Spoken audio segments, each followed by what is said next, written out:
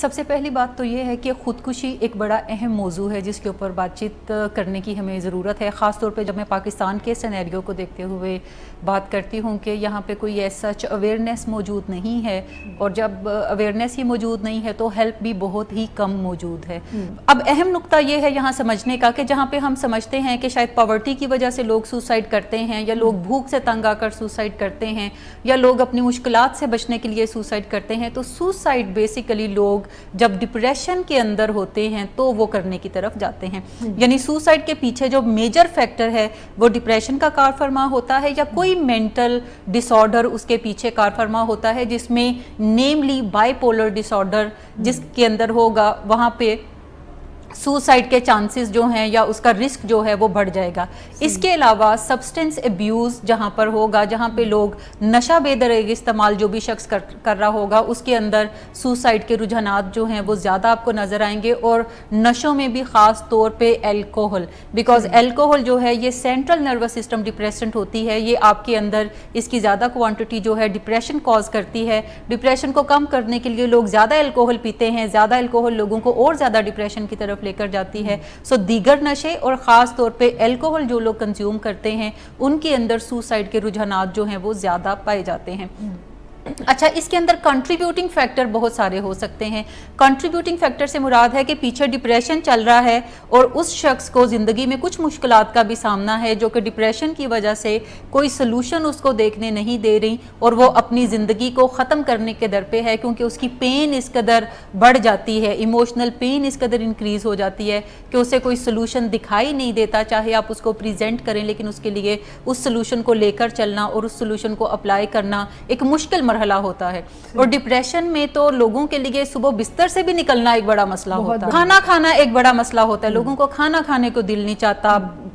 کئی مہینے لوگ نہاتے نہیں ہیں جب وہ ڈپریشن کے اندر ہوتے ہیں، جبکہ یہ بہت بنیادی سی چیز ہیں جو کہ لوگ سمجھتے ہیں کہ یہ تو انہیں کرنا ہی چاہیے، یہ تو ہر شخص کر ہی لیتا ہے۔ سب سے پہلی بات تو یہ ہے کہ خودکشی ایک بڑا اہم موضوع ہے جس کے اوپر بات چیت کرنے کی ہمیں ضرورت ہے، خاص طور پہ جب میں پاکستان کے سینیریو کو دیکھتے ہوئے بات کرتی ہوں کہ یہاں پہ کوئی ایسا اویئرنیس موجود نہیں ہے، اور جب اویئرنیس ہی موجود نہیں ہے تو ہیلپ بھی بہت ہی کم موجود ہے۔ اب اہم نقطہ یہ ہے یہاں سمجھنے کا کہ جہاں پہ ہم سمجھتے ہیں کہ شاید پاورٹی کی وجہ سے لوگ سوسائڈ کرتے ہیں، یا لوگ بھوک سے تنگ آ کر سوسائڈ کرتے ہیں، یا لوگ اپنی مشکلات سے بچنے کے لیے سوسائڈ کرتے ہیں، تو سوسائڈ بیسیکلی لوگ جب ڈپریشن کے اندر ہوتے ہیں تو وہ کرنے کی طرف جاتے ہیں۔ یعنی سوسائڈ کے پیچھے جو میجر فیکٹر ہے وہ ڈپریشن کا کار فرما ہوتا ہے، یا کوئی مینٹل ڈس آرڈر اس کے پیچھے کار فرما ہوتا ہے، جس میں namely bipolar disorder جس کے اندر ہوگا، وہاں پہ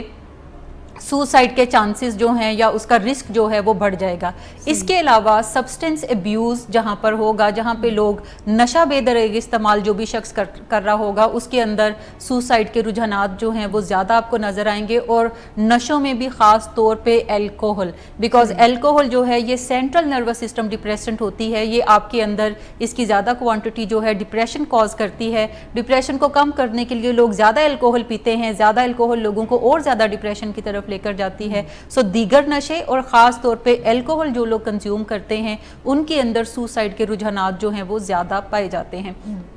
اچھا، اس کے اندر کنٹریبیوٹنگ فیکٹر بہت سارے ہو سکتے ہیں۔ کنٹریبیوٹنگ فیکٹر سے مراد ہے کہ پیچھے ڈپریشن چل رہا ہے اور اس شخص کو زندگی میں کچھ مشکلات کا بھی سامنا ہے، جو کہ ڈپریشن کی وجہ سے کوئی سلوشن اس کو دیکھنے نہیں دے رہی، اور وہ اپنی زندگی کو ختم کرنے کے در پہ ہے، کیونکہ اس کی پین اس قدر بڑھ جاتی ہے، ایموشنل پین اس قدر انکریز ہو جاتی ہے کہ اسے کوئی سلوشن دکھائی نہیں دیتا، چاہے آپ اس کو پریزنٹ کریں، لیکن اس کے لیے اس سلوشن کو لے کر چلنا اور اس سلوشن کو اپلائی کرنا ایک مشکل مرحلہ ہوتا ہے۔ اور ڈپریشن میں تو لوگوں کے لیے صبح بستر سے بھی نکلنا ایک بڑا مسئلہ ہوتا ہے، کھانا کھانا ایک بڑا مسئلہ ہوتا ہے، لوگوں کو کھانا کھانے کو دل نہیں چاہتا،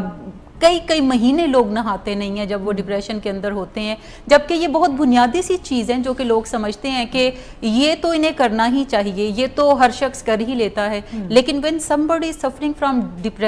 ڈپریشن کی بات میں جب کرتی ہوں تو میں کلینکل ڈپریشن کی بات کر رہی ہوں، یہ وہ ڈپریشن نہیں ہے جو اکثر آئے دن ہم ایک دوسرے سے بات کرتے ہوئے کہتے ہیں کہ میں تو بہت ڈپریس ہوں آج کل مجھے بڑا ڈپریشن ہو رہا ہے۔ ڈپریشن سے مراد ہے کلینکل ڈپریشن جو 4 to 6 weeks تک جب پرسسٹ کرتا ہے کسی کے اندر تو وہاں پہ پھر اسے میڈیکیشن کی یا کسی نہ کسی سائیکولوجیکل ہیلپ کی ضرورت ہوتی ہے. سو بنیادی فیکٹر اس کے پیچھے جو کہ سائنس اب اسٹیبلش کرتی ہے, نمبر 1 ڈپریشن, نمبر 2 مینٹل ڈس آرڈر جس میں نیملی اگر میں بات کروں تو بائی پولر ڈس آرڈر, اور تیسری چیز الکوہل یوز ڈس آرڈر جو ہیں, یہ بنیادی چیز اس کے پیچھے پائی جاتی ہے.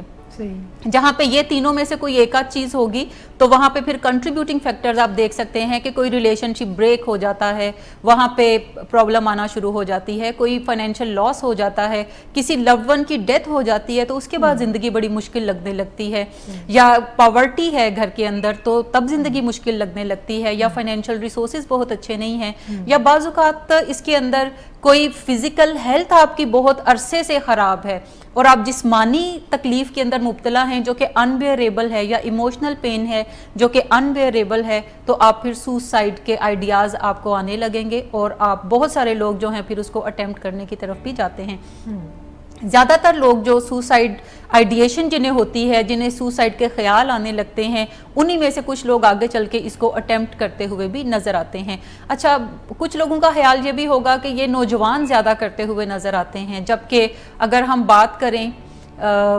خواتین کی تو خواتین زیادہ سوسائڈ اٹیمپٹ کرتی نظر آتی ہیں, لیکن سٹیٹسٹکس یہ بتاتے ہیں کہ خواتین جب سوسائڈ کرتی ہیں تو ان کی سوسائڈ کی اٹیمپٹ زیادہ سکسیسفل نہیں ہوتی, جبکہ مرد جو ہیں وہ جب بھی سوسائڈ کرتے ہیں تو ان کے مرنے کے چانسز زیادہ ہوتے ہیں. اور اس کی بنیادی وجہ یہ ہے کہ مرد زیادہ تر ڈیڈلی مینز یوز کرتے ہیں, وہ فائر آرمز کو یوز کریں گے, وہ اپنے آپ کو شوٹ کرنے کی طرف جائیں گے, جس کی وجہ سے ان کی جو موت ہے وہ یقینی ہو جاتی ہے, جبکہ خواتین زیادہ تر جو ہیں وہ پوائزن پینے کی طرف جائیں گی یا پیسٹیسائڈ کوئی جو ہے وہ پینے کی طرف جائیں گی. سو ان کے جو مینز ہوتے ہیں سوسائڈ کرنے کے وہ زیادہ ڈیڈلی نہیں ہوتے, اس لیے ان کی جان زیادہ تر بچ جاتی ہے.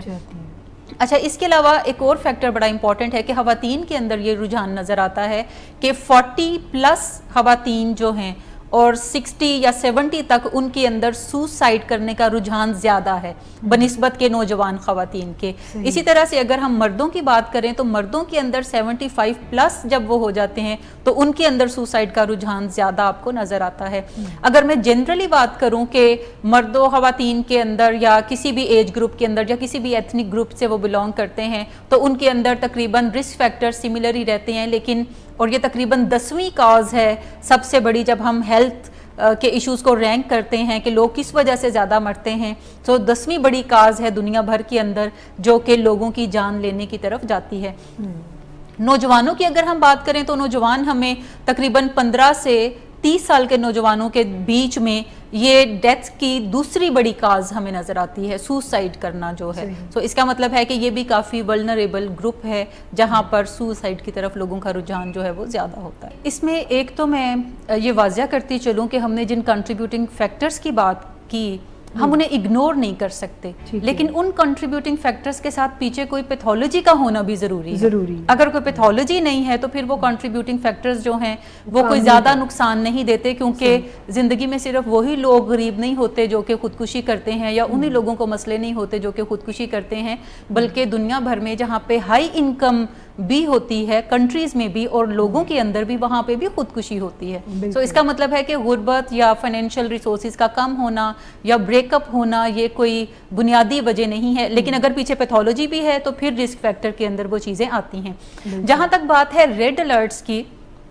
تو ایسے بہت سارے وارننگ سائنز ہیں جو کہ اگر ہمیں پتہ ہیں تو ہم ایزیلی آئیڈینٹیفائی کسی کے اندر کر سکتے ہیں کہ یہ بندہ جو ہے یہ خودکشی کے رجحانات رکھتا ہے اور آگے آنے والے کچھ وقت میں یہ خودکشی کی طرف بڑھے گا, اٹیمپٹ کرنے کی طرف جائے گا. اچھا, بہت سارے لوگوں کا یہ خیال ہے کہ یہ کوئی خودکشی وقتی جذبے کے تحت کی جاتی ہے. ایسا تو نہیں. ایک تو چیز ہمیں یہ سمجھنی ہے کہ خودکشی میں وقتی جذبے سے زیادہ کچھ پیٹرنز ہوتے ہیں بیہیویئرز کے, تھاٹس کے, فیلنگز کے, جو کہ کچھ عرصہ پہلے سے نظر آنا شروع ہو جاتے ہیں. عام طور پہ تقریباً کوئی 6 ماہ پہلے 4 ماہ پہلے سے آپ کو وہ پیٹرن نظر آنا شروع ہو جاتے ہیں, جس کے بعد کوئی اگر کنٹریبیوٹنگ فیکٹرز ایڈ آن ہو جائے تو وہ آپ کو وقتی کسی جذبے کے تحت کام ہوا نظر آتا ہے. جب ہم آئیڈینٹیفائی کر لیتے ہیں یا ایسے کوئی ریڈ فلیگز جو ہیں وہ آپ اپنے کسی قریبی ساتھی میں, عزیز میں یا فیملی ممبرز میں دیکھتے ہیں تو آپ ڈینجر کو ایویلویٹ کریں. نیکسٹ سٹیپ ہے کہ ڈینجر کو کیسے ایویلویٹ کیا جائے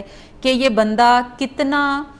संजीदा है इन चीज़ों के ऊपर जो बातें कर रहा है, या ये बातें जो हैं उसमें रिस्क फैक्टर कितना ज़्यादा है, क्या रिस्क फैक्टर लो है, मॉडरेट है, हाई है या सीवियर है। फ़र्ज़ करें अगर कोई शख्स बातें करता है मायूसी की या जान देने की बातें करता है, लेकिन 4 चीज़ें आप पहले सबसे आइडेंटिफाई करें कि क्या इस शख्स का कोई डेफिनेट प्लान है, और डेफिनेट प्लान को आइडेंटिफाई करने के लिए आपको उससे बात करना पड़ेगी। सो सबसे पहली चीज़ ये है कि बात करने से घबराएं नहीं। हमेशा याद रखें जब आप ओपनली बात करेंगे खुदकुशी के बारे में तो कम से कम वो अपनी दबी हुई फीलिंग्स को ज़रूर आपके सामने प्रेजेंट करेगा। जब वो ये प्रेजेंट करेगा तो इससे खुदकुशी के रुझानात बढ़ेंगे नहीं बल्कि कम होंगे, क्योंकि बहुत सारी उसकी ऐसे जज्बात हैं या महसूसात हैं जो कि उसने रिप्रेस्ड करके रखे हुए हैं, और जब वो उसे आपके सामने बयान करेगा तो बयान करने के बाद उसे कुछ हल्का महसूस होगा और वो कुछ चीज़ें जो और एलेबोरेट करने वाली हैं या आप उससे सुजेस्ट करेंगे वो उनकी तरफ सोचने की तरफ जाएगा। सबसे पहली चीज़ के बात करें और देखें कि क्या इसके पास कोई डेफिनेट प्लान है। जो ये बात कर रहा है कि मैं मरना चाहता हूं, तो आप पूछ सकते हैं कि आप मरना चाहते हैं तो क्या ऐसी चीज़ें हैं जो कि आपको इन बातों की तरफ लेकर जाती हैं, क्यों आप ऐसा सोचते हैं, ऐसी कौन सी तकलीफ है पीछे जो आपको ऐसा सोचने पे मजबूर करती है, ऐसी कौन सी इमोशनल पेन है या ऐसे कौन से सर्कमस्टांसेस हैं जो आपको लगता है कि शायद ऐसा करने से ये मसला हल हो जाएगा। दूसरा उससे पूछें कि क्या आपके पास कोई डेफिनेट प्लान है, आपने सोचा है कि मरना है तो कैसे मरना है, प्लान उसका आइडेंटिफाई करें। अगर उसके पास कोई डेफिनेट प्लान नहीं है तो इसका मतलब है कि ये लो रिस्क के ऊपर पर्सन है। उससे बातचीत करने से, कैथारसिस करने से, कोई हेल्प लेने से, किसी प्रोफेशनल के साथ उसको कनेक्ट करने से ये मसला इजीली सॉल्वेबल है। अगर किसी शख्स के पास डेफिनेट प्लान है मरने का, वो कहता है कि हाँ मैं सोचता हूँ कि मैं खुद को शूट कर लूँ, मैं सोचता हूँ कि मैं कोई पॉइजन पी लूँ या मैं पंखे से लटक कर अपने आप को मार लूँ, तो आप फिर अलर्ट हो जाएं कि ये थोड़ा मॉडरेट रिस्क वाला काम है जिसमें वो बात कर रहा है और उसके पास डेफिनेट प्लान है, लेकिन वो साथ ये भी बात करता है कि मैं मरना नहीं चाहता, लेकिन अगर मुझे मरना पड़ा तो फिर मैं ये काम करूंगा, लेकिन मैं मरना नहीं चाहता। यानी उसकी इंटेंशन नहीं है लेकिन कोई प्लान उसके जहन में ज़रूर है कि वो इन रिसोर्सेज से वो मरने की तरफ जाएगा। तो सबसे पहली चीज़ है कि प्लान आइडेंटिफाई करें। दूसरा है कि मीन्स आइडेंटिफाई करें कि क्या मीन्स यूज़ करके ये मरने की तरफ जाता है। तीसरी अहम चीज़ है टाइम। आप उससे ये भी पूछें कि क्या तुम्हारे जहन में कोई टाइम तुमने मुकर्रर किया हुआ है कि कब तुम करोगे, क्या तुम न्यू ईयर के बाद करोगे, तुम कोई फेस्टिवल है उसके बाद करोगे, या क्या तुम्हारे जहन में बातचीत चल रही है। सो आप उससे निकलवाते हैं कि कोई डेफिनेट प्लान, उसने टाइम भी मुकर्रर किया हुआ है। सो अगर टाइम भी किसी ने मुकर्रर किया हुआ है, प्लान भी है, लेकिन वो साथ में कहता है कि मैं मरना नहीं चाहता, मैं मरना नहीं चाहता, लेकिन मुझे लगता है कि मेरे मसले हल नहीं होंगे, मैं क्या करूं ज़िंदगी के अंदर, तो इसका मतलब है कि ये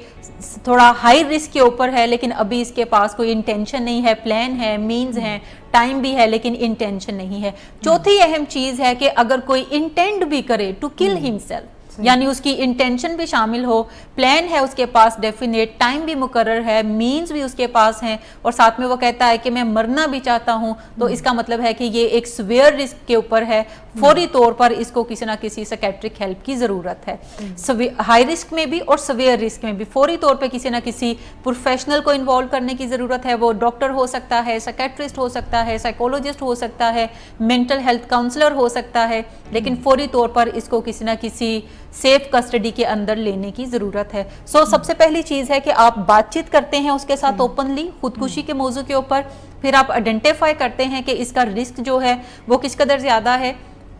प्रिवेंशन के लिए एक और अहम चीज़ है कि जब आप बातचीत उससे करते हैं तो बाज़ औक़ात पेशेंट्स ये कहते हैं कि अगर तुम सीक्रेट रखो मेरी बात को तो मैं फिर तुम्हें पूरी बात बताऊंगा। तो आप कभी भी सीक्रेसी का वादा उसके साथ नहीं करते, या फर्ज करें अगर आप वादा भी कर लेते हैं तो आप कभी भी उसके खुदकुशी के प्लान को सीक्रेट नहीं रखते, बल्कि आप फैमिली मेंबर्स को इन्वॉल्व करते हैं, आप डॉक्टर्स को इन्वॉल्व करते हैं, जिस भी हेल्प की आपको ज़रूरत है आप उसको इन्वॉल्व करके उसे मदद फ्राहम करने की तरफ जाते हैं, चाहे उसकी मर्जी के बगैर ही क्यों ना वो मदद आप उसे फ्राहम कर। हमें हमेशा याद रखना चाहिए कि कोई लो रिस्क फैक्टर में शायद हम किसी की हेल्प कर सके मसले को सुन के, but we are not professional. Suicide की जो आइडिएशन है या सुसाइड के बारे में अगर कोई बंदा सोचता है तो याद रखें दैट ही और she needs some professional help. वो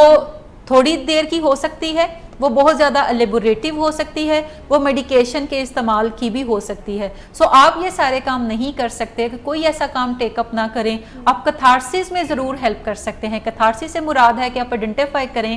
کہ کیا بندہ کس طرح کے مسائل میں سے گزر رہا ہے، کیا وہ خودکشی کی بات کرتا ہے، یا جن ریڈ فلیگز کی ہم نے بات کی اگر آپ ایسے آئیڈینٹیفائی کرتے ہیں تو take that person to some professional help. آپ اسے مشورہ نہیں دے سکتے کہ تم کوئی پروفیشنل ہیلپ لو، کیونکہ وہ کبھی بھی نہیں جائے گا.